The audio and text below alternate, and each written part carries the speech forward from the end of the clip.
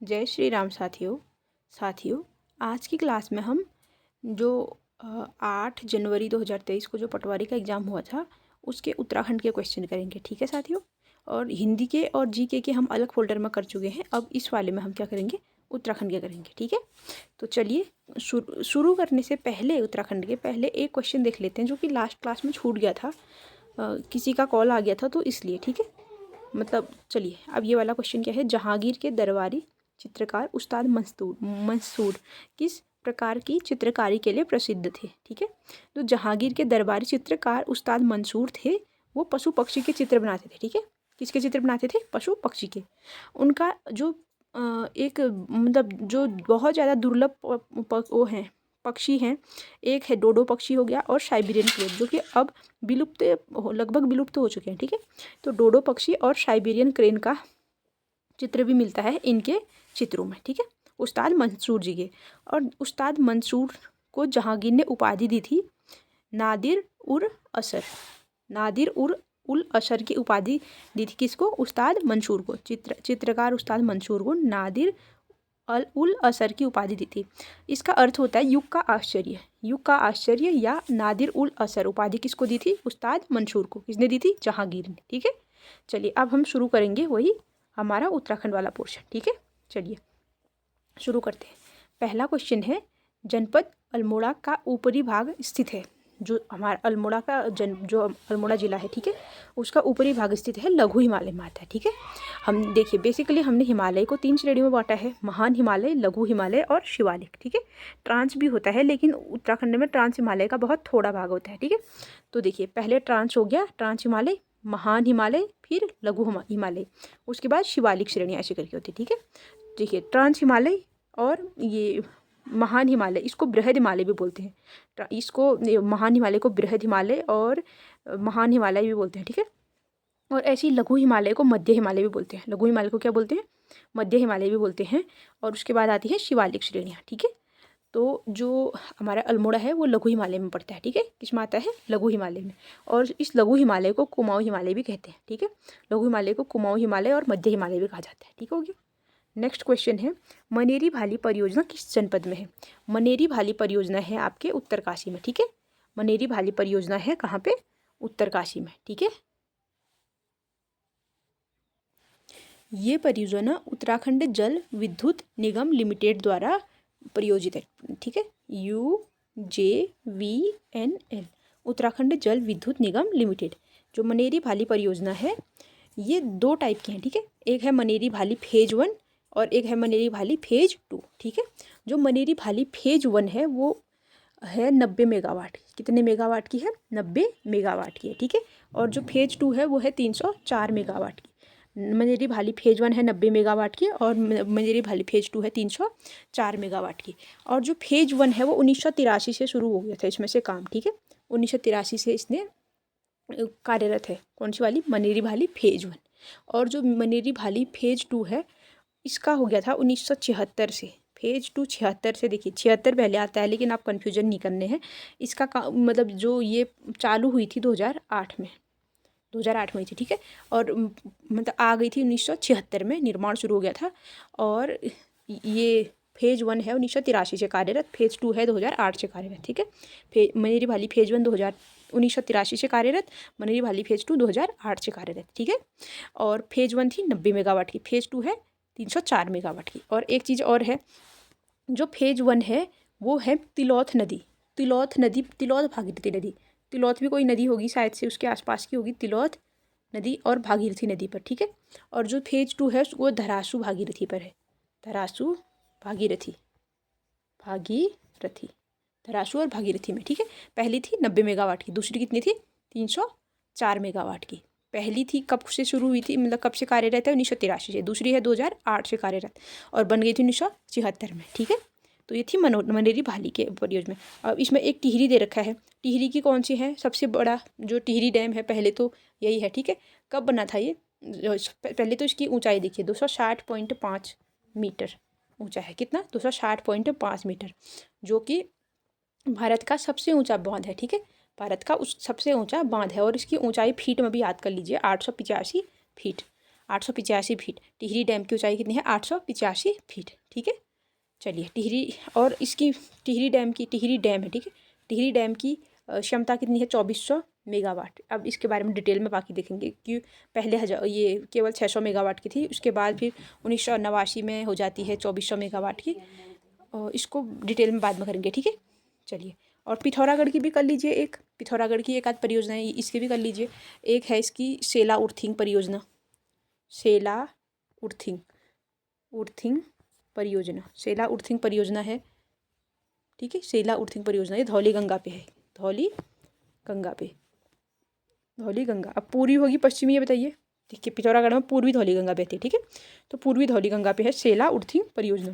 देखिए शेरा नामक जगह पिथौरागढ़ में है, शेरा घाट करके, तो वहीं से याद कर लीजिए शेरा। हालांकि शेरा घाट में नहीं है, ठीक है, ये तो बड़ा गड़बड़ हो जाएगी क्योंकि पूर्वी धौली गंगा शेरा घाट में नहीं आती। पूर्वी धौली गंगा पे शेला उर्थिंग परियोजना है पिथौरागढ़ की। और याद कीजिए पिथौरागढ़ की और हैं, शेरा घाट बांध है, शेरा घाट बांध सरयू नदी पे बना है।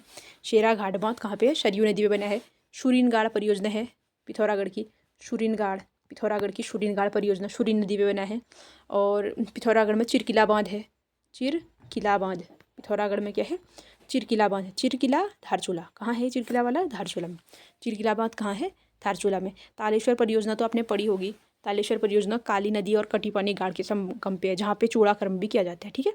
तो पिथौरागढ़ की कौन कौन सी पढ़ी हमने पढ़ी सेला उर्थिंग, शेरा घाट, शूरीनगाड़ और चिरकिला और तालेश्वर, ठीक है। और उत्तरकाशी की अभी तो मनेरी भाली पड़ी। मनेरी भाली के अतिरिक्त और कौन है उत्तरकाशी में? और उत्तरकाशी में है एक लिमची गाड़ परियोजना है, जखोल सांकरी परियोजना है, आराकोट त्यूनी परियोजना है, ठीक है। तो कौन कौन सी बोले हमने? मनेरी भाली बोली, आलाकोट त्यूनी बोली और लिमची गाड़ बोली, और एक लोहारी नागपाला, ठीक है। लोहारी नागपाला एग्जाम में आ चुकी है उत्तरकाशी की, लोहारी नागपाला ये उत्तरकाशी की है, ठीक है। चलिए आगे बढ़ते हैं। नेक्स्ट क्या है? 2011 की जनगणना के अनुसार उत्तराखंड में किस जनजाति की जनसंख्या सर्वाधिक है, ठीक है। किस जनजाति की संख्या सर्वाधिक है? जनजाति, ठीक है। उत्तराखंड में 5 जनजातियां हैं, ये हो गई जौनसारी, भोटिया, थारू, बुक्सा, थारू और राजी, ठीक है। 5 जनजातियां हैं। इनको लोकर समिति की सिफारिश पर इनको जनजाति का दर्जा दिया गया, ठीक है। और देखिए इनमें से सबसे ज़्यादा जिसकी जनसंख्या सबसे ज़्यादा है वो है थारू की, ठीक है। सबसे ज़्यादा थारू है और सबसे कम किसकी है? राजी की है, ठीक है। सबसे ज़्यादा थारू की, सबसे कम है राजी की, 2011 की जनगणना के अनुसार। और इनको ये क्या बोलते हैं, जनजाति का दर्जा दिया था 1967 में, ठीक है। 1967 में किसकी समिति सिफारिश पर? लोकर समिति की सिफारिश पर उत्तराखंड में 5 जातियों को जनजाति का दर्जा दिया गया, ठीक है। तो इसमें जो लोकर समिति थी 1965 में बनती है ये, और 67 में इसकी सिफारिश पे इनको 5 ये जनजाति का दर्जा दिया जाता है, ठीक है। और उनमें से भी 2 जनजाति कौन कौन? राजी और बुक्सा। जो राजी और बुक्सा है इनको आदिम जनजाति का दर्जा प्राप्त है, ठीक है। आदिम जनजाति, राजी और बुक्सा को, और इनको ये दर्जा प्राप्त हुआ 1981 में, ठीक है। 1981 में प्राप्त हुआ, 1981 में प्राप्त हुआ बुक्सा को, और राजू को प्राप्त होता है 1975 में, ठीक है, आदिम जनजाति का दर्जा। तो ये 2 आदिम जनजाति भी हो गई। और जनजाति वाला टॉपिक बहुत इंपॉर्टेंट है क्योंकि इससे क्वेश्चन तो अक्सर बन ही जाता है, ठीक है। और इसमें क्या है, सबसे ज़्यादा थारू बोल दिया हमने, सबसे कम कौन? जो राजी बोल दिया। और क्या है इनमें? और इनका अगर क्रम याद करने हैं आप ऐसे करिए, थारू, जन, बक्सा, भर, रही, ठीक है, ऐसे याद कर लीजिए। तो ऐसे थारू, पहले थारू हो गया, दूसरे में जौनसारी हो गया, बक्सा से हो गया बोक्सा, भर से हो गया भोटिया, ठीक है, और रही रौ से हो गया राजी, ठीक है। तो ऐसे याद कर दिए, थारू, जन, बक्सा, भर, रही। तो थारू, जन, बक्सा, भर, रही। तो क्या हो गया? सबसे पहले थारू, दूसरे में जौनसारी, तीसरे में बोक्सा, फिर भोटिया, फिर राजी, ठीक है। आई होप आपको ट्रिक अच्छी लगी होगी। चलिए नेक्स्ट क्वेश्चन है हमारा, किस वर्ष पंचायती राज पर अशोक मेहता समिति का गठन हुआ, ठीक है। अशोक मेहता समिति कब आई? यह आई थी 1977 में, ठीक है। पंचायती राज से संबंधित बहुत सारी समितियां थी, पहले 1957 में आती है, ठीक है। 1957 में आती है बलवंत राय मेहता समिति, ठीक है। 1957 में आती है बलवंत राय मेहता समिति, फिर उसके बाद आती है कौन? अशोक मेहता समिति। जो अशोक मेहता समिति है इसने द्विस्तरीय पंचायत की बात की थी, ठीक है। इसने द्विस्तरीय पंचायत की बात की थी, यानी कि जो पंचायती राज संस्थाएं हैं उनके लिए द्विस्तर की बात की थी अशोक मेहता समिति ने। द्विस्तर कौन कौन से, एक तो था जिला स्तर पे, दूसरा बोला था इसने मंडल स्तर पे, ठीक है, मंडल स्तर पे। लेकिन अभी तो त्रिस्तरीय है ना, ठीक है, अभी आपके यहाँ भी मतलब हमारे यहाँ उत्तराखंड में भी त्रिस्तरीय है। तो अभी त्रिस्तरीय कौन कौन सी है? त्रिस्तरीय पहली है ग्राम पंचायत, दूसरी है ब्लॉक पंचायत या पंचायत समिति बोलेंगे, और तीसरी हो गई जिला स्तर पे जिला पंचायत, ठीक है, मतलब ग्राम पंचायत, ब्लॉक या क्षेत्र पंचायत, ठीक है, ब्लॉक या क्षेत्र पंचायत, तीसरी है जिला पंचायत। तो ये त्रिस्तरीय का सुझाव दिया था, त्रिस्तरीय का सुझाव दिया था बलवंत राय मेहता, जो कि सबसे पहले आई थी पंचायती राज के लिए, सबसे पहले थी 1957 में, ठीक है। इसका ठीक 20 साल बाद 1977 में कौन आती है? अशोक मेहता समिति। 1957 में बलवंत राय मेहता समिति, ठीक उसके 20 साल बाद 1977 में आती है कौन? अशोक मेहता समिति, ठीक है। अशोक मेहता समिति द्विस्तर की बात करती है और बलवंत राय मेहता समिति त्रिस्तर की बात करती है, ठीक है। चलिए नेक्स्ट क्वेश्चन है, भारत में सबसे पहले पंचायती राज लागू किया गया। भारत में सबसे पहले पंचायती राज लागू किया गया। देखिए पंचायती राज क्वेश्चन सबसे ज़्यादा इंपॉर्टेंट है। देखिए पंचायत से संबंधित 3 क्वेश्चन आगे लगातार। पहला, पंचायती राज पर अशोक मेहता समिति का गठन। फिर दूसरा क्या है, पंचायती राज कब से लागू हुआ? पंचायती राज दिवस है, ठीक है। आप बताइए, आप खुद ही अनुमान लगा सकते हैं कि पंचायती राज कितना इंपॉर्टेंट है। और छोटा सा टॉपिक है, इसको भले ही हम बाद में करेंगे अच्छे से, लेकिन अभी देख लीजिए आप, ठीक है। पहले तो ये लिख लीजिए, पंचायती राज सबसे पहले किस राज्य में किया था? ये क्या था? राजस्थान में, ठीक है। राजस्थान के नागौर जिला से शुरू हुआ था। कब हुआ था? 2 अक्टूबर 1959, 1959। देखिए बलवंत राय समिति अभी मैंने बताई आपको 57 में आई, ठीक है, 57 में आई। तो सबसे पहले हुआ था आंध्र में, राजस्थान में हुआ था सबसे पहले, राजस्थान में 2 अक्टूबर 1989 को। फिर राजस्थान के बाद 11 अक्टूबर को यानी कि 1959 को फिर आंध्र में भी हो जाता है, यानी कि दूसरा राज्य कौन होता है? आंध्र प्रदेश होता है, ठीक है। पहला राज्य नागौर राजस्थान 2 अक्टूबर 1989 को, और जो दूसरा राज्य था वो था आंध्र प्रदेश। इसने 2 अक्टूबर के कुछ दिन बाद यानी कि 9 दिन बाद 11 अक्टूबर को 1959 में फिर इसने अपनाई थी पंचायती राज व्यवस्था, ठीक है। और देखिए फिर उसके बाद क्या है, हाँ, और जब ये पंचायती राज संस्था थी इसका उद्घाटन किया था किसने? तत्कालीन प्रधानमंत्री जवाहरलाल नेहरू ने, ठीक है। उद्घाटन किया था तत्कालीन प्रधानमंत्री जवाहरलाल नेहरू ने, ठीक है। जब ये 2 अक्टूबर 1959 को राजस्थान के नागौर जिला में स्थापित हुई थी। कहाँ पे? राजस्थान के नागौर जिला, याद कीजिएगा, ठीक है। और त्रिस्तरीय की बात हुई थी, क्योंकि देखिए त्रिस्तरीय बोला था ना, पहले फर्स्ट में कौन आई थी? बलवंत राय। पहले में कौन आया था? बलवंत राय मेहता समिति। तो बलवंत राय ने त्रिस्तरीय की बात की थी, तो त्रिस्तरीय थी, ठीक है। अब देखिए, अब पंचायती राज दिवस कब मनाया जाता है? ये मनाया जाता है हमारा 24 अप्रैल को। और 24 अप्रैल को क्यों मनाया जाता है? देखिए हमारा जो 73वां संविधान संशोधन हुआ था, 73वां संविधान संशोधन हुआ था, और इस देखिए कब हुआ था? 24 अप्रैल 1993। 24 अप्रैल 1993 को प्रभावी हुआ 73वां संविधान संशोधन, CAA मतलब कॉन्स्टिट्यूशनल अमेंडमेंट एक्ट, ठीक है। तो इससे हमारा क्या जुड़ता है? भाग 9 जुड़ता है संविधान में। संविधान में क्या जुड़ता है? भाग 9। संविधान में भाग 9, पहले इससे पहले तक 8 भाग थे, ठीक है, संविधान में। फिर इसके बाद भाग 9 जुड़ता है, और इसमें अनुच्छेद 243 से 243 ओ तक जुड़ते हैं। कहाँ से? 243 से 243 ओ तक जुड़ते हैं, और ये प्रभावी होता है 24 अप्रैल 1993 को। तो इसीलिए 24 अप्रैल 1993 से पंचायती राज ये प्रभावी हुआ था। तो इसलिए क्या हो गया? प्रभावी, यानी कि जो संविधान में भी जुड़ गया था। 24 अप्रैल को हम प्रतिवर्ष क्या मनाते हैं? पंचायती राज दिवस के रूप में मनाते हैं, ठीक है। चलिए, और 5 जून को मनाया जाता है पर्यावरण दिवस, ठीक है। 5 जून को पर्यावरण दिवस। 24 अक्टूबर को मनाया जाता है, अरे यार 1 सेकंड रुकिए, हाँ, ओह सॉरी 24 अक्टूबर को मनाया जाता है UN डे, यानी कि यूनाइटेड नेशंस डे, यानी कि संयुक्त राष्ट्र दिवस मनाया जाता है, क्योंकि 24 अक्टूबर 1945 को संयुक्त राष्ट्र संघ की स्थापना हुई थी। तो इसलिए 24 अक्टूबर को प्रतिवर्ष हम संयुक्त राष्ट्र दिवस के रूप में मनाते हैं। और जो 10 दिसंबर दिया है, इसको मनाते हैं अंतर्राष्ट्रीय मानवाधिकार दिवस। अंतर्राष्ट्रीय मानवाधिकार दिवस 10 दिसंबर को मनाते हैं, अंतर्राष्ट्रीय मानवाधिकार दिवस, ठीक है। और 5 जून को क्या था? विश्व पर्यावरण दिवस। 24 अक्टूबर को अंतर्राष्ट्रीय UN संयुक्त राष्ट्र संघ दिवस, और 10 दिसंबर को अंतर्राष्ट्रीय मानवाधिकार दिवस, और 24 अप्रैल को ये था पंचायती राज दिवस, ठीक है। नेक्स्ट, वर्तमान में उत्तराखंड राज्य में नगर निगमों की कुल संख्या कितनी है, ठीक है। जब क्वेश्चन पूछा था तब 9 थे, अभी 2 और जुड़ गए, पिथौरागढ़ और अल्मोड़ा, पिथौरागढ़ प्लस अल्मोड़ा, तो 2 जुड़ गए, तो अब कितने हो गए, 11 हो गए, ठीक है। उत्तराखंड में वर्तमान में 11 नगर निगम है, ठीक है।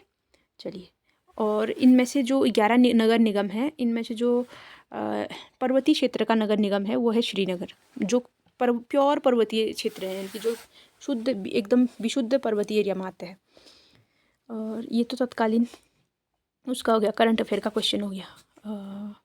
इसमें क्या पूछा है, बजट से क्वेश्चन है, ठीक है। बजट को हम वैसे कवर करेंगे, अभी इसको रहने दीजिए, ठीक है। नेक्स्ट क्वेश्चन है, उत्तराखंड में वात्सल्य योजना के अंतर्गत कितनी धनराशि दी जाती है। जो वात्सल्य योजना है ये उत्तराखंड सरकार ने, जो कोविड-19 में जिनके माता पिता दोनों मतलब कोविड-19 से जिनका निधन हो गया था, तो उन बच्चों की सहायता करने के लिए इन्होंने प्रति माह 3,000 रुपये की धनराशि दी जाती थी 21 वर्ष तक के बच्चों को, ठीक है। जब 21 वर्ष तक के बालकों को ये 3,000 रुपये प्रति माह की धनराशि दी जाती थी, ठीक है। नेक्स्ट क्वेश्चन है, 2011 की जनगणना के अनुसार उत्तराखंड में शिशु लिंगानुपात कितना था। 2011 की जनगणना के अनुसार उत्तराखंड में शिशु लिंगानुपात था 890, ठीक है, 890। लिंगानुपात का कुछ मैंने डेटा नीचे भी लिखा है, उसको एक बार देख लेते हैं, ठीक है। और देखिए, एक सेकेंड रुकिएगा, हाँ, एक सेकेंड, ये नीचे ला गए हम, पीछे होगा, ये है। देखिए, शिशु लिंगानुपात क्या होता है, यानी कि child sex ratio, SCSR, child sex ratio, ये होता है 0 से 6 वर्ष के आयु के बच्चे सम्मिलित होते हैं इसमें, प्रति 1000 पुरुषों पर महिलाओं की संख्या देखी जाती है। इसमें जो प्रति 1000 पुरुष बच्चे होते हैं उन पे प्रति 1000 पुरुष बच्चियों की संख्या देखी जाती है 0 से 6 साल तक की, ठीक है। तो तब ये 2001 प्रति 10 वर्ष में जनगणना होती है, तो 2001 के बाद 2011 में हुई। 11 में अभी हमने बात की, कितना था, 890 था, लेकिन 2001 में था ये 908, तो गिरावट आ गई ना। 2001 में 908 था, अभी कितना हो गया, 890 हो गया, ठीक है। देखिए, इसको आप ऐसे भी याद कर सकते हैं, 9898 दोनों में है, ठीक है। 890 अभी है ना, 890, पहले कितना था, 908 ऐसे था, यानी कि 90 के बाद 8 लगा दिया ऐसे करके, ठीक है। आप जैसे भी याद करें, बस याद होना चाहिए, ठीक है, गलत मत करना। और जो ये राष्ट्र, ये तो उत्तराखंड में था, ठीक है। और राष्ट्र में क्या है, भारत का कितना है लिंगानुपात, बाल लिंगानुपात 2011 में 919 है, ठीक है। 2011 में कितना है, 919 है, जो कि हमारे राज्य से ज़्यादा है। राज्य में 890 था केवल, और राष्ट्रीय कितना है, 919 है। और 2001 में 927 था, तो यहाँ भी गिरावट आई है, ठीक है।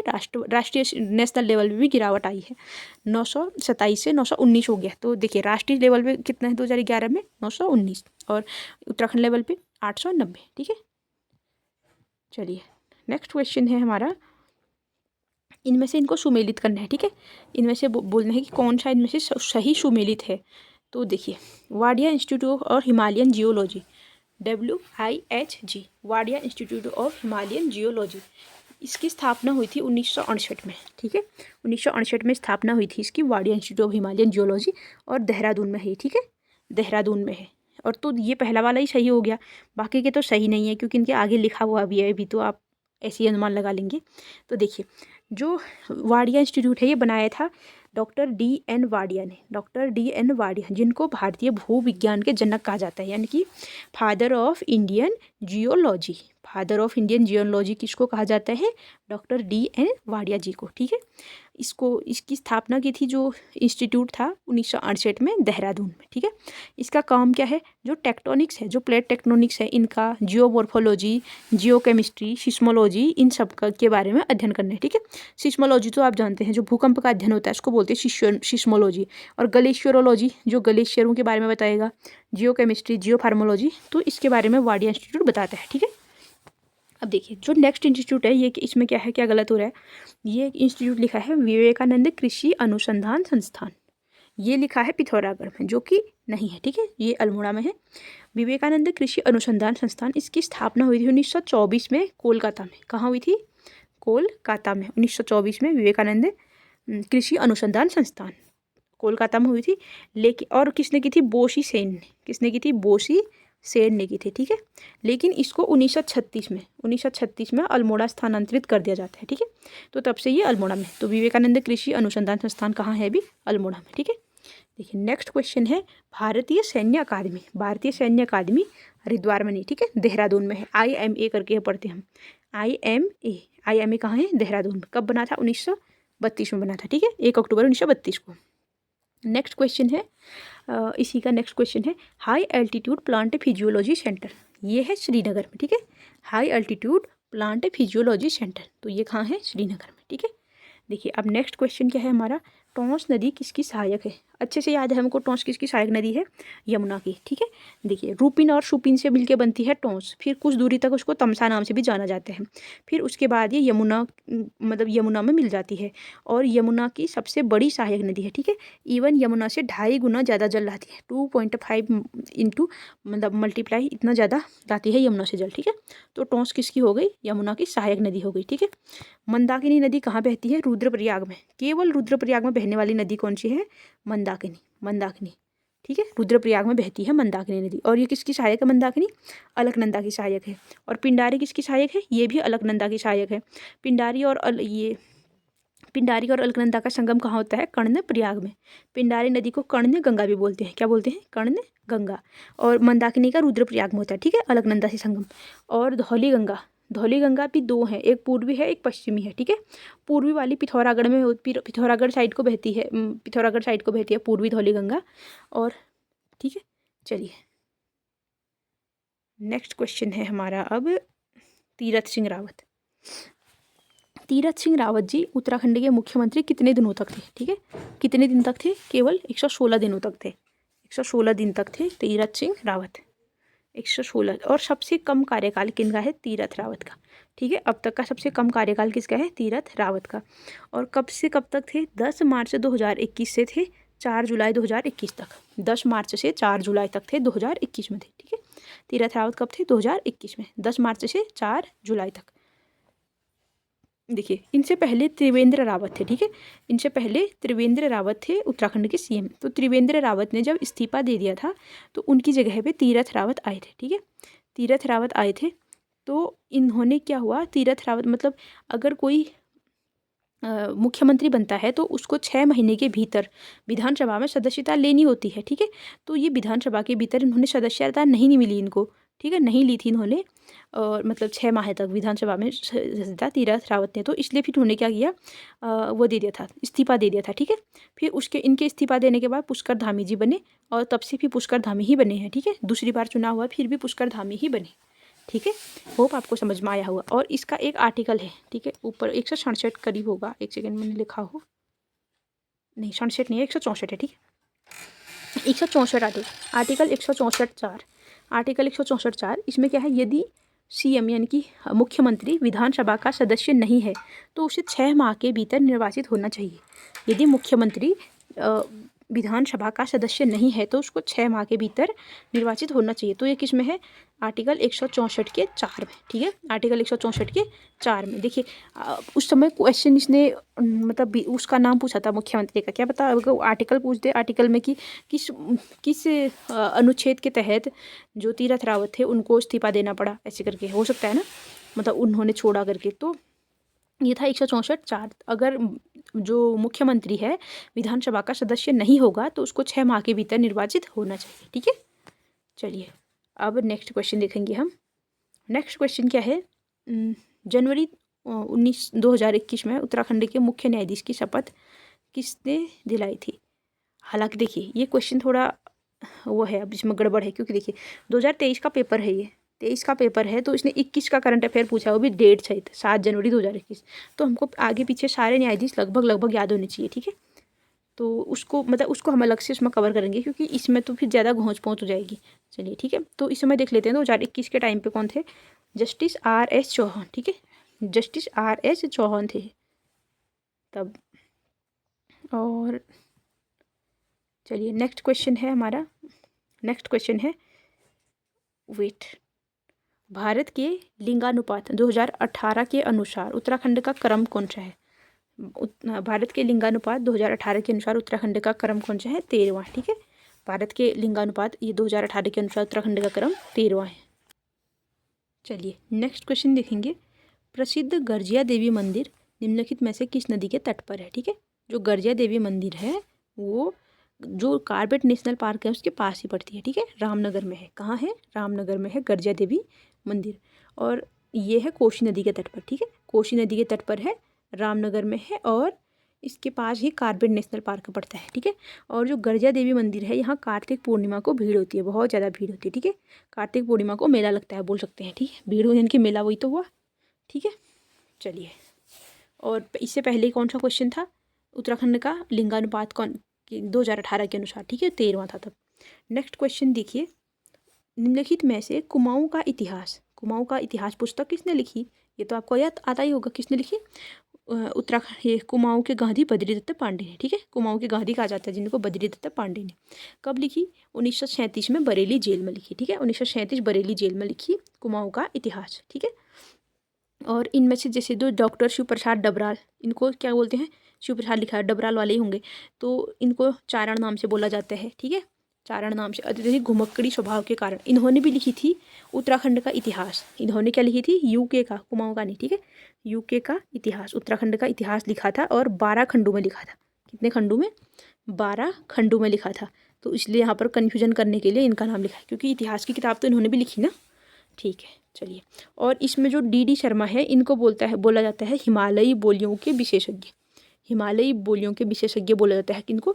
डी शर्मा जी को। ठीक है, अब देखिए नेक्स्ट क्वेश्चन क्या है हमारा? उत्तराखंड का नंदा देवी राष्ट्रीय उद्यान कब स्थापित किया गया? ठीक है, जो नंदा देवी राष्ट्रीय उद्यान है इसको नवंबर 1982 में स्थापित किया गया। नवंबर 1982 में स्थापित किया गया।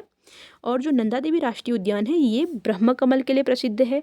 ब्रह्म कमल मां नंदा का प्रिय पुष्प भी है। ठीक है, और जो यहाँ पे ट्रैकिंग और मानवीय गतिविधियाँ प्रतिबंधित है। ठीक है, यहाँ पे ट्रैकिंग और मानवीय गतिविधियों को सरकार ने रोक लगा रखी है, क्योंकि यहाँ पे फिर अगर लोग जाते हैं तो फिर जो वहाँ के जीव जंतु है उनको परेशानी का सामना करना पड़ता है, और यहाँ लोग जाके थोड़ा गंदगी वगैरह भी फैला देते हैं। तो इस सबको ध्यान में रखते हुए ट्रैकिंग और मानवीय गतिविधियाँ सरकार ने प्रतिबंधित की हैं। ठीक है, और यहाँ जो नंदा देवी राष्ट्रीय उद्यान है हमारा, ये हिम तेंदुआ और हिमालयी कस्तूरी मृग, भरल, नीली भेड़, हिमालयी तहर और इन सब के लिए प्रसिद्ध है। ठीक है, तो किन किन के लिए? हिम तेंदुआ, हिमालयी कस्तूरी मृग, भरल या नीली भेड़। ठीक है, और हिमालयी तहर, इन सब के लिए प्रसिद्ध है। ठीक हो गया। और जो नंदा देवी राष्ट्रीय उद्यान है इसको 1988 में यूनेस्को ने राष्ट्रीय धरोहर घोषित किया था। ठीक है, 1988 में राष्ट्रीय धरोहर घोषित किया गया किसको? नंदा देवी राष्ट्रीय उद्यान को। तो ये थे नंदा देवी राष्ट्रीय उद्यान के बारे में। कहाँ है ये? चमोली में है। ठीक है, स्थापित हुई थी नवंबर 1982 में। चलिए नेक्स्ट क्वेश्चन क्या है? नंदा देवी राजराज यात्रा मेले का आयोजन किस स्थान पर होता है? ठीक है, ये होता है चमोली में। ठीक है, उत्तराखंड में श्री नंदा राजजात यात्रा मेले का आयोजन कहाँ होता है? चमोली में। देखिए, एक नंदा देवी छोटी यात्रा है, एक नंदा देवी बड़ी यात्रा है। ठीक है, छोटी कुरुड़ गांव में होती है, वो भी चमोली में है। ठीक है, नंदा देवी छोटी यात्रा है जो राजराज कुरुड़ गांव में होती है, और ये हर साल होती है। ठीक है, हर साल होती है चमोली में। और जो नंदा राजजात यात्रा है ये 12 साल में एक बार होती है। कितने साल में? 12 वर्ष में एक बार। बड़ी वाली जो नंदा राजजात यात्रा है वो 12 वर्ष में एक बार होती है। ठीक है, और इसमें अलग अलग पड़ाव हैं। अगर आपको नंदा देवी राजजात यात्रा देखनी है तो ये 19-20 मिनट की वीडियो बना रखी है मैंने, तो उसमें देखिएगा। ठीक है, उसमें आपको A to Z कितने पड़ाव हैं, क्या है क्या नहीं है, सारे उसमें आ जाएंगे। ठीक है, चलिए नेक्स्ट क्वेश्चन है, उत्तराखंड में किसे पहली बार उत्तराखंड खेल रत्न पुरस्कार दिया गया? उत्तराखंड खेल रत्न पुरस्कार सबसे पहले किसको दिया गया? ये दिया गया जसपाल राणा जी को। किसको दिया गया? जसपाल राणा जी को। ठीक है, चलिए, जसपाल राणा क्या है? हमारे निशानेबाज हैं। क्या है? निशानेबाज हैं। ये भी याद कर लीजिए, क्योंकि आजकल ऐसे क्वेश्चन आते हैं निशानेबाज। एक साइड से आएंगे इनके पेशे, निशानेबाज है, क्रिकेट है, क्या है करके, और दूसरे साइड से इनके नाम आ जाते हैं। ठीक है, और देखिए अब इनमें देखिए एकता बिष्ट क्या है? ये तो आपको पता ही होगा कौन है, क्रिकेटर है। ठीक है, क्रिकेटर, एकता बिष्ट क्रिकेटर हैं, और इनकी प्रारंभिक शिक्षा कुमाऊं विश्वविद्यालय नैनीताल से हुई थी। अल्मोड़ा की है ये। ठीक है, मतलब अल्मोड़ा में इनका पालन वो हुआ, मतलब अल्मोड़ा से ही किया इन्होंने पहले, और अल्मोड़ा के विश्वविद्यालय, कुमाऊं विश्वविद्यालय से इन्होंने अपनी डिग्री प्राप्त की थी। ठीक है, चलिए। और मीर रंजन नेगी इनके ऊपर चक दे इंडिया फिल्म बन चुकी है। चक दे इंडिया आपने फिल्म देखी होगी शाहरुख खान की, तो चक दे इंडिया फिल्म इन्हीं मीर रंजन नेगी के ऊपर बन चुकी है। ये कोच थे। ठीक है, नेक्स्ट है चंद्रप्रभा एतवाल एक पर्वतारोही है। क्या है? पर्वतारोही। कहाँ की है ये? पिथौरागढ़ की है। ठीक है, चंद्रप्रभा एतवाल कहाँ की है? पिथौरागढ़ की है। इन्होंने एक बुग्याल को फेमस किया था। क्या नाम था उसका? दयारा बुग्याल को इन्होंने मानचित्र पे लाया था दयारा बुग्याल को। दयारा बुग्याल है उत्तरकाशी में। ठीक है, चलिए। और यहाँ पे इसी दयारा बुग्याल में मक्खन की होली खेली जाती है, यानी कि अठूड़ी महोत्सव भी बोलते हैं उसको, बटर फेस्टिवल या मक्खन की होली। ठीक है, ये दयारा बुग्याल में होता है। चलिए, नेक्स्ट क्वेश्चन है, उत्तराखंड के प्रथम राज्यपाल कौन थे? उत्तराखंड के प्रथम राज्यपाल थे सुरजीत सिंह बरनाला। ठीक है, सुरजीत सिंह बरनाला क्या थे? उत्तराखंड के प्रथम राज्यपाल थे। यानी कि कब से थे? राज्य गठन कब हुआ था? 9 नवंबर 2000 से 7 जनवरी 2003 तक। ठीक है, 9 नवंबर 2000 से 7 जनवरी 2003 तक ये उत्तराखंड के राज्यपाल थे। फिर नेक्स्ट हैं और जो सुरजीत सिंह बरनाला जी थे, सुरजीत सिंह बरनाला उत्तराखंड के साथ साथ पंजाब के मुख्यमंत्री भी रह चुके हैं। ठीक है, देखिए, पंजाब के सीएम रह चुके हैं और उत्तराखंड के राज्यपाल। ठीक है, दोनों जगह एक ही चीज़ नहीं बोलना है। ठीक है, एक जगह राज्यपाल रहे हैं, एक जगह मुख्यमंत्री रहे हैं। ठीक है, और उत्तराखंड में क्या रहे हैं? मुख्यमंत्री। और पंजाब में क्या रहे हैं? उत्तराखंड में रहे हैं राज्यपाल बरनाला। ठीक है, बरनाला क्या है? राज्यपाल है। और पंजाब में रहे हैं क्या? मुख्यमंत्री। ठीक है, नेक्स्ट क्वेश्चन है, भागीरथी नदी पर टिहरी बांध के निर्माण के विरोध में गंगा सागर से गंगोत्री तक साइकिल रैली का नेतृत्व किसने किया? भागीरथी नदी पर टिहरी बांध के विरोध में गंगा सागर से गंगोत्री तक साइकिल रैली के नेतृत्व में विरोध किया था सुंदरलाल बहुगुणा जी ने। ठीक है, जो गंगा सागर है ये है वेस्ट बंगाल में, यानी कि पश्चिम बंगाल में। फिर गंगा सागर में ये बंगाल की खाड़ी में गिर जाती है ना, और गंगोत्री में गंगा का उद्गम होता है। हालांकि गंगोत्री के गौमुख से होता है, तो इन्होंने वहाँ से मतलब इसके उद्गम स्थान से लेके जो जहाँ से ये सागर में मिलती है वहाँ तक की पूरी साइकिल से पैदल यात्रा की थी। किसने? सुंदरलाल बहुगुणा जी ने। और सुंदरलाल बहुगुणा ये बहुत बड़े पर्यावरणविद माने जाते हैं। ठीक है, और इनका नारा था पारिस्थितिकी ही अर्थव्यवस्था है। ठीक है, सुंदरलाल बहुगुणा, इनका नारा था पारिस्थितिकी ही स्थायी अर्थव्यवस्था है। पारिस्थितिकी ही स्थायी अर्थव्यवस्था किसका नारा है? सुंदरलाल बहुगुणा का। एक है हिमालय बचाओ देश बचाओ, ये किसका है? ये भी सुंदरलाल बहुगुणा का है। ठीक है, 2 नारे बता दिए मैंने सुंदरलाल बहुगुणा के, हिमालय बचाओ देश बचाओ और पारिस्थितिकी ही स्थायी अर्थव्यवस्था है। ठीक है, अब देखिएगा नेक्स्ट क्वेश्चन है, पलायन की समस्या के निराकरण हेतु उत्तराखंड सरकार द्वारा पूर्व में गठित आयोग का नाम संशोधित करके क्या रखा है? ठीक है,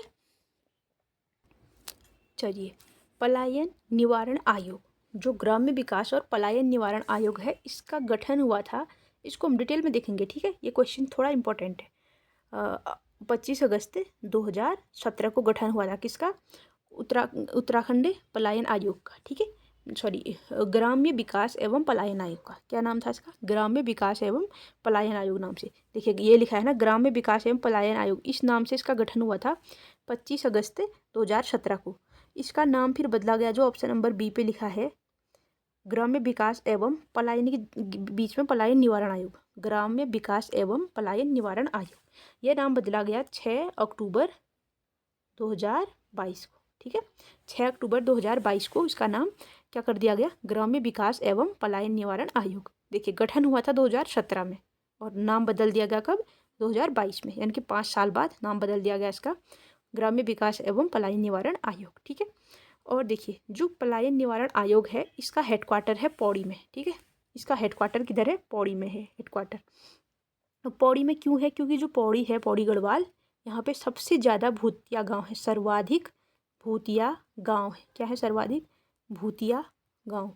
ऐसा नहीं सोचना है कि यहाँ पे भूत रहते हैं गांव में। ठीक है, वहाँ पे गाँव में कोई नहीं रहता है। ऐसे गांव, जैसे कोई गांव है, वहाँ पर से सारे लोग मतलब चले गए, मतलब वहाँ पर से सब लोग चले गए जितने लोग थे, तो वहाँ कोई नहीं बचा। जैसे सपोज हमारे यहाँ एक गाँव पड़ता है सुरतणिया। क्या पड़ता है? सुरतणिया, ऐसे करके नाम है।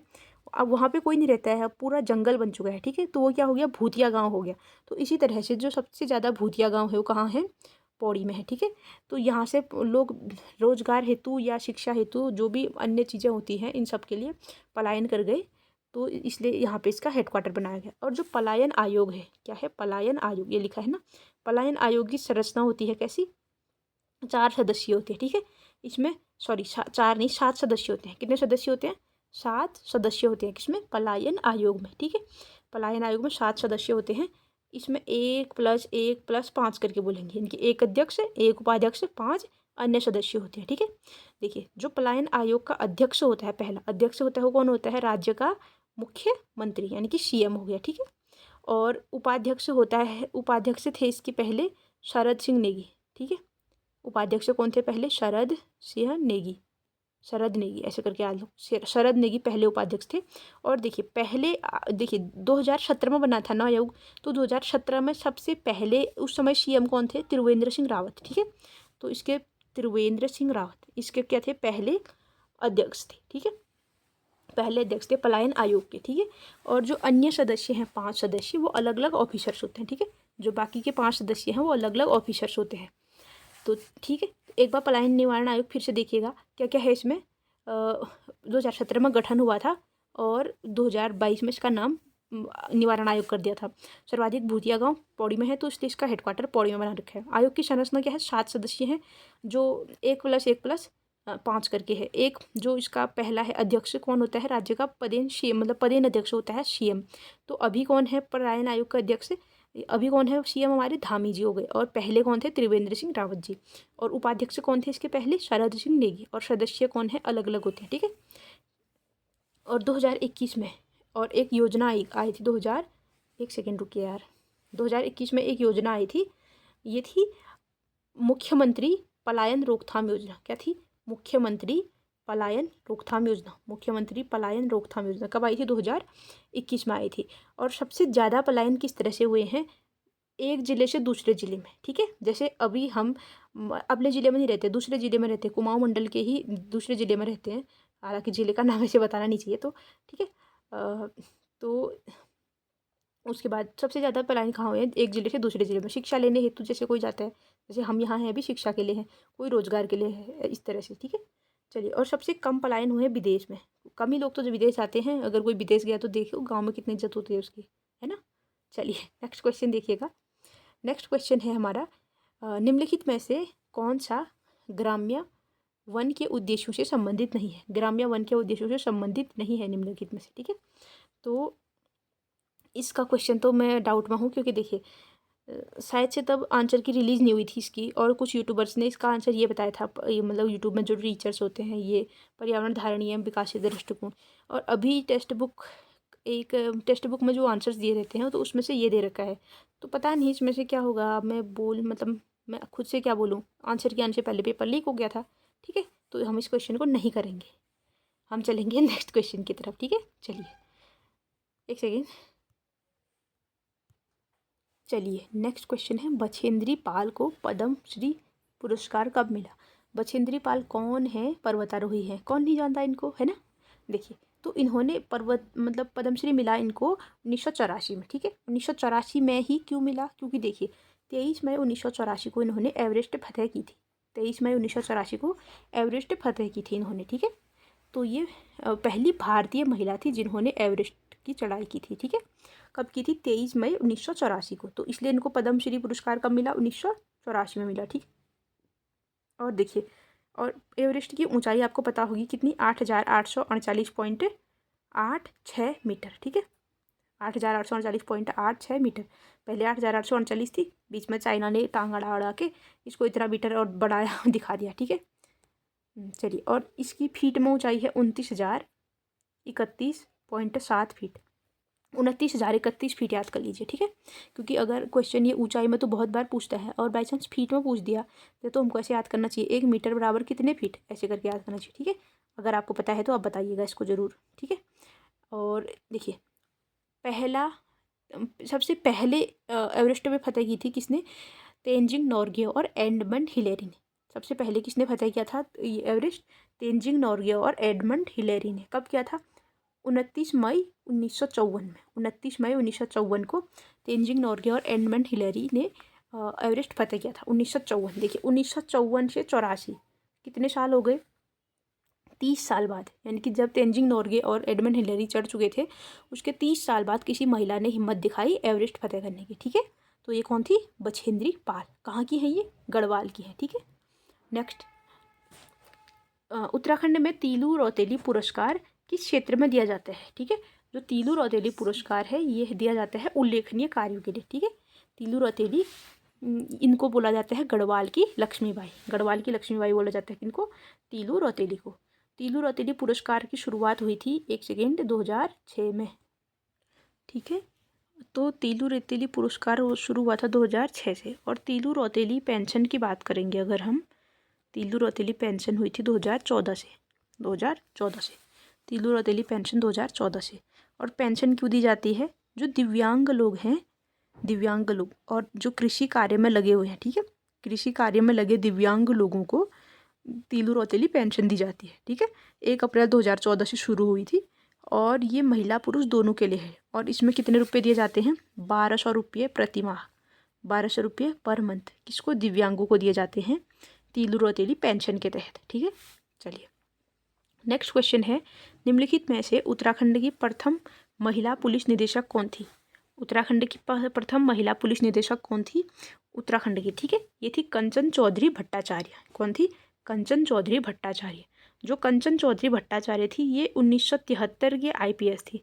कब की? 1973 की IPS। कौन? कंचन चौधरी भट्टाचार्य। ठीक है, और उत्तराखंड की तो पहली थी, लेकिन देश की कौन से नंबर की थी? दूसरी थी। ठीक है, देश की दूसरी महिला DGP, यानी कि पुलिस महिला, प्रथम महिला पुलिस निदेशक, यानी कि डायरेक्टर जनरल ऑफ पुलिस। ठीक है, director general of police DGP। और पहली कौन थी फिर? देखिए मतलब देश की पहली महिला IPS कौन थी? किरण बेदी थी ना, किरण बेदी। ठीक है, तो किरण बेदी थी पहली DGP, देश की पहली DGP, यानी कि पहली महिला पुलिस निदेशक कौन थी? किरण बेदी।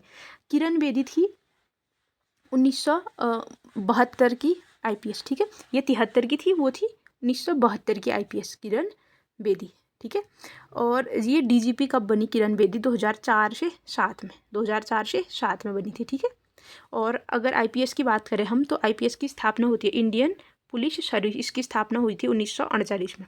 IPS की स्थापना कब हुई थी? 1948 में। ठीक है, और इसमें पहली महिला शामिल कौन हुई बोला था आपने? किरण बेदी। कब हुई थी? 1972 में। ठीक है, IPS में, यानी कि पहली महिला IPS कौन? किरण बेदी, 1972। और दूसरी कौन? कंचन चौधरी भट्टाचार्य, ये उत्तराखंड की पहली और देश की दूसरी। ठीक है, चलिए अब इनमें देखेंगे हम, ये सारी इंपॉर्टेंट है। बेबी रानी मौर्य और मार्गरेट अल्वा उत्तराखंड की राज्यपाल रह चुकी है। ठीक है, उत्तराखंड की पहली महिला राज्यपाल की बात करेंगे तो हम मार्गरेट अल्वा हो गई और दूसरी महिला बेबी रानी मौर्य हो गई। ठीक है, और राधा रतूड़ी ये अभी मुख्य सचिव थी। राज्य की पहली महिला मुख्य सचिव कौन थी? राधा रतूड़ी। ठीक है, नेक्स्ट क्वेश्चन है आपका, गोभाषा ताम्रपत्र शिलालेख। जो गोभाषा ताम्रपत्र शिलालेख है, शक संवत 1340 किस राजा के दान का उल्लेख करता है? ठीक है, शक संवत 1340 का मतलब है 1418 ईस्वी। ठीक है, 1418 ईस्वी, क्योंकि 57 वर्ष जोड़ दिया जाता है ना ईस्वी में, क्योंकि शक संवत और इसमें 57 साल का कुछ अंतर, ऐसे कुछ होता है। ठीक है, 57 का है, 78 का है, 78 का होगा यार, 78, एक सेकेंड है, 78 40 में जोड़ दो, 8 7 8 9 10 11 की 1 4, हाँ 78 वर्ष। ठीक है, क्योंकि कनिष्क ने 78वीं ईस्वी में स्थापना की थी शक संवत की। ठीक है, शक संवत की। जो मैंने 57 बोला वो विक्रम संवत का बोल दिया। ठीक है, बाय मिस्टेक, तो आप याद कर लीजिए, विक्रम संवत 57 या 58 दोनों बोलते हैं इसमें, क्योंकि एग्जैक्ट कहीं पे नहीं है, 57 58, 57 इसके बोलते हैं। तो ये विक्रम संवत का हो गया 57 58, और शक संवत 78 ईस्वी में कनिष्क ने स्थापना की थी शक संवत की। ठीक है, कनिष्क जो कि कुषाण राजा था। ठीक है, ये तो चलो क्वेश्चन से बाहर की बात होगी। अब हम देखेंगे गोभाषा ताम्रपत्र। जो गोभाषा ताम्रपत्र शिलालेख है, इसमें ज्ञानचंद्र के दान का उल्लेख है। किसका? ज्ञानचंद्र के दान का उल्लेख है। किसमें? गोभाषा ताम्रपत्र में।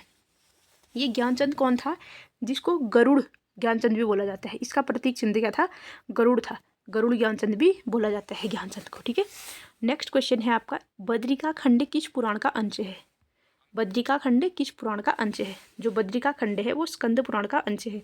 देखिए जो स्कंद पुराण है इसमें उत्तराखंड के बारे में यानी कि मानस खंड यानी कि कुमाऊं क्षेत्र, केदार खंड, गढ़वाल क्षेत्र, इनके बारे में दिया गया है।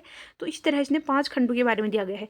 मानस खंड, केदार खंड, कश्मीर, जालंधर और एक और क्षेत्र है, एक और क्षेत्र है जो मुझे याद नहीं आ रहा, चलो छोड़ो जो भी है। तो 5 क्षेत्रों का दिया है इसने। और जो बद्रिका खंड है ये भी किस में आता है? स्कंद पुराण में आता है। जो स्कंद बोलते हैं ये भगवान कार्तिकेय को बोलते हैं। भगवान कार्तिकेय आपको याद होगा जो शिव जी के सबसे बड़े पुत्र थे, यानी कि जिनकी सवारी मोर है, ठीक है। गणपति बप्पा तो ज़्यादातर फेमस है, जिनकी सवारी मूषक है।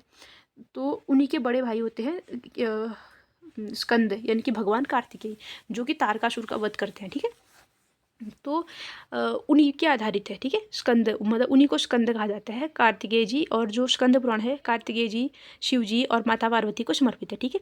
ज़्यादातर इनमें इन्हीं के बारे में लिखा है, शिव जी, माता पार्वती और ये भगवान स्कंद के बारे में। और जो कि 18 महापुराणों में से एक है। स्कंद पुराण कितने महापुराणों में से एक है? 18 महापुराण है ना, उनमें से एक है स्कंद पुराण, ठीक है। नेक्स्ट क्वेश्चन देखिए, ब्रिटिश शासन के दौरान कुमाऊं में भूमि को क्या कहते थे? ब्रिटिश शासन के दौरान कुमाऊं भूमि को कहते थे थात, ठीक है। ब्रिटिश शासन के दौरान कुमाऊं में भूमि को कहते थे थात। और जो भूमि का मालिक होता था उसके लिए थातवान शब्द का प्रयोग करते थे। क्या करते थे? थातवान शब्द का प्रयोग, ठीक है। चलिए नेक्स्ट क्वेश्चन है, 1790 में कुमाऊं विजय के पश्चात गोरखू ने वहाँ का सूबा किसको नियुक्त किया? जोगामल शाह को, ठीक है। जोगामल शाह को वहाँ का सूबा नियुक्त किया। कब? जब इन्होंने 1790 में कुमाऊं विजय कर दी थी, ठीक है।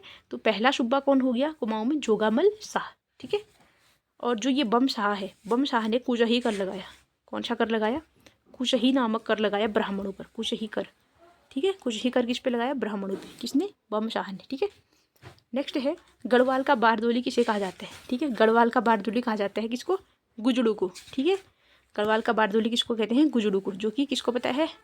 ये छोटी सी बच्ची तैयारी कर रही है आजकल, जल्दी जल्दी तैयारी में आ गई है, उसको तक पता है क्या गढ़वाल का बारदोली क्या है? गुजड़ू, ठीक है। नेक्स्ट क्वेश्चन देखिए, देखिए लेंस डाउन क्या है? लेंस डाउन सैनिक छावनी है ना, किसकी? गढ़वाल रेजिमेंट की लेंस डाउन। पहले इसका नाम कालू का डांडा था, बाद में लेंस डाउन जाते हैं यहाँ, तो यहाँ इसका नाम ही लेंस डाउन पड़ जाता है, ठीक है। नेक्स्ट है, निम्नलिखित में से किस चंद्र शासक ने पट्टी नामक प्रशासनिक इकाई की स्थापना की थी? पट्टी नामक प्रशासनिक इकाई की थी बाज बहादुर चंद्र ने, ठीक है। पट्टी नामक प्रशासनिक इकाई की खोज की थी स्थापना की थी बाज बहादुर चंद्र ने, ठीक है। अभी भी होती है पट्टी, जैसे पट्टी क्षेत्र में ही कौन होता है? पटवारी होता है। पट्टी क्षेत्र में ही पटवारी होता है, ठीक है। आप किस पट्टी में आते हैं इसको भी देखिएगा, ठीक है। हालांकि हमको गांव का नाम पता होता है, तहसील पता होता है, जिला, लेकिन पट्टी बहुत कम, मतलब यूज़ कम होता है ना, ठीक है। जो जैसे पटवारी को वो दी जाती है, क्षेत्र दिया जाता है, तो वो पट्टी बोला जाता है, ठीक है। चलिए नेक्स्ट क्वेश्चन है, स्टेशन पर लगे बोर्ड पर अंकित समुद्र तल से ऊंचाई क्या कहलाती है? स्टेशन पर लगे बोर्ड पर अंकित समुद्र तल से ऊंचाई को बोलते हैं स्पोर्ट हाइट, ठीक है। क्या बोलते हैं? Sport height. ये स्पोर्ट हाइट क्या है? पृथ्वी की सतह पर किसी बिंदु की सटीक ऊंचाई, ठीक है। पृथ्वी की सतह पर किसी बिंदु की सटीक ऊंचाई, इसको कहाँ से मापते हैं? हम समुद्र तल से मापते हैं, ठीक है। चलिए नेक्स्ट क्वेश्चन है, एक मैदान जिसकी लंबाई 1 किलोमीटर, चौड़ाई 1/2 किलोमीटर है, तो क्षेत्रफल क्या हुआ? ठीक है, देखिए मैदान कैसा होता है? आयताकार होता है ना, आयताकार, मतलब आयताकार, ये लंबाई चौड़ाई किसमें होती है? आयत में ही तो होती है, ठीक है। तो इसका क्षेत्रफल क्या हो जाएगा? लंबाई गुणा चौड़ाई, यानी कि 1 गुणा 1/2 बराबर कितना हो जाएगा? 1/2 किलोमीटर स्क्वायर, ठीक है। तो कितना हो जाएगा? ये 1/2 किलोमीटर स्क्वायर, ठीक है। समझ गए होंगे आई होप इसको। लंबाई गुणा चौड़ाई करने हैं कुल मिला के, बस 1 गुणा 1/2 करोगे तो 1/2 ही आएगा, 1/2 किलोमीटर स्क्वायर, ठीक है। तो ये हो गया। नेक्स्ट क्वेश्चन है, उत्तराखंड राज्य की सबसे पुरानी नहर कौन सी है? उत्तराखंड राज्य की सबसे पुरानी नहर है ऊपरी गंगा नहर। कौन सी नहर है? ऊपरी गंगा नहर। इसका निर्माण किया था पीबी कॉटरे ने। कब?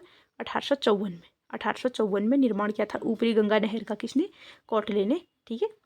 और देखिए, और इसकी लंबाई है 272 मील, 272 मील बोलो या 437 किलोमीटर। तो ऊपरी गंगा नहर की लंबाई कितना है? 437 किलोमीटर, ठीक है। 272 मील 437 किलोमीटर, कितना? 437 किलोमीटर, 437 किलोमीटर, ठीक है। चलिए, और हाँ, इसको किसने बनाया था? पीबी कॉटले ने बनाया था, ठीक है। पीबी कौटले ने बनाया था। 1942 से बनना शुरू हुई थी। 54 में इसका उद्घाटन करता है डलहौजी, ठीक है। 54 में इसका उद्घाटन कौन करता है? डलहौजी करता है, ठीक है। और ये जो कौटले है इसको आधुनिक भगीरथ भी कहा जाता है, ठीक है। ये सारे क्या थे? एक्स्ट्रा फैक्ट थे। नेक्स्ट क्वेश्चन देखिए, उत्तराखंड की सबसे लंबी नदी कौन है? कौन नहीं जानता है कौन है उत्तराखंड की सबसे लंबी नदी? कैलगंग, यानी कि काली नदी, ठीक है। कितनी है इसकी लंबाई? 252 किलोमीटर, ठीक है। सबसे लंबी नदी कौन? काली नदी, 252 किलोमीटर। काली नदी के बाद है भागीरथी नदी। भागीरथी नदी की लंबाई है 205 किलोमीटर, लिखा है 205 किलोमीटर भागीरथी। भागीरथी के बाद है अलकनंदा, 195 किलोमीटर, ठीक है। 195 किलोमीटर अलकनंदा। यमुना की है 136 किलोमीटर, ठीक है। यहाँ पे हमने नदियों की लंबाई भी देख ली बाकी की।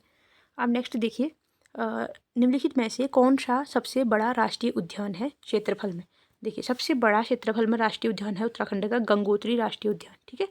गंगोत्री राष्ट्रीय उद्यान है जो कि 2390 किलोमीटर स्क्वायर में फैला हुआ है। कितने में?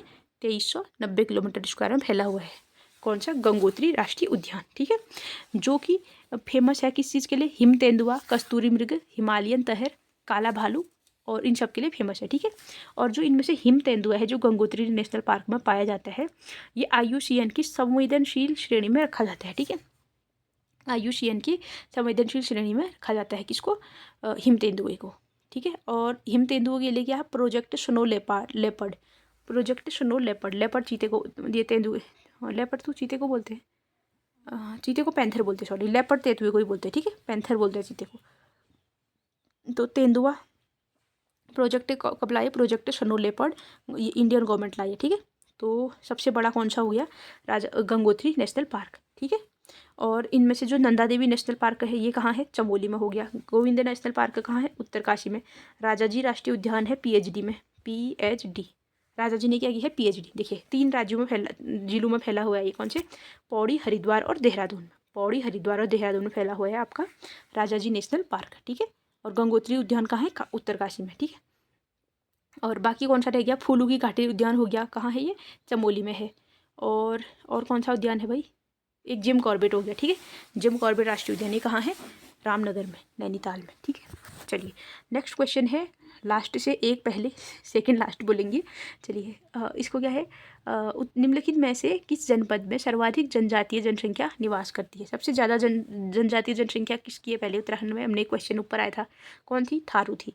और थारू सबसे ज़्यादा कहाँ रहते हैं? उधम सिंह नगर में, ठीक है। और सबसे ज़्यादा जनजातीय में भी कहाँ पे है? उधम सिंह नगर में है, ठीक है।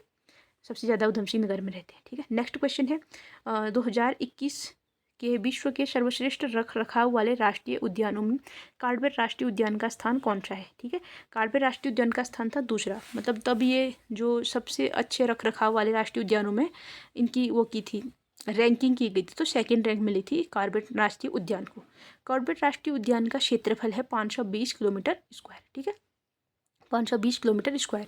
और जो कॉर्बेट राष्ट्रीय उद्यान है ये 2 जिलों में फैला है, नैनीताल में भी और पौड़ी में भी, ठीक है। ये रामनगर में है, जो कि ये दोनों का एरिया आता है इसमें, ठीक है। और तो कॉर्बेट का एरिया 520 किलोमीटर स्क्वायर हो गया इसमें से। हाँ, और इस कॉर्बेट नेशनल पार्क में प्रोजेक्ट टाइगर कब लाया गया? 1973 में, ठीक है, जो कि देश में सबसे पहला प्रोजेक्ट टाइगर लाए जाने वाला नेशनल पार्क था। कब लाया गया? 1973 में। और यहाँ पे क्या क्या पाए जाते हैं कॉर्बेट नेशनल पार्क में? हाथी पाए जाते हैं, तेंदुए पाए जाते हैं, हिरन, और 600 से ज़्यादा पक्षी प्रजातियाँ पाई जाती है, ठीक है, 600 से ज़्यादा पक्षी प्रजाति पाई जाती है। तो साथियों ये थे हमारे, और हमने इनमें से एक पैटर्न समझा है, क्या क्या पूछा जाता है। देखिए नेशनल पार्कों को मिस नहीं करना है, एक बात। और ये जो जनजाति वाला चैप्टर है इसके भी क्वेश्चन आ रखे हैं, जनजाति वाले मिस नहीं करने। देखिए नेशनल पार्क का फिर से दिख गया।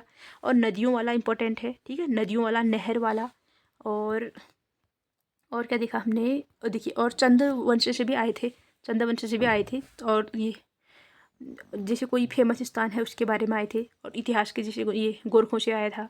और भूमि को क्या कहते हैं, ये सब आए थे। और क्या थे इसमें? हाँ, जैसे कोई अगर पहला पुरुष या महिला है और उनका संबंध उत्तराखंड से है तो उनके बारे में आया था।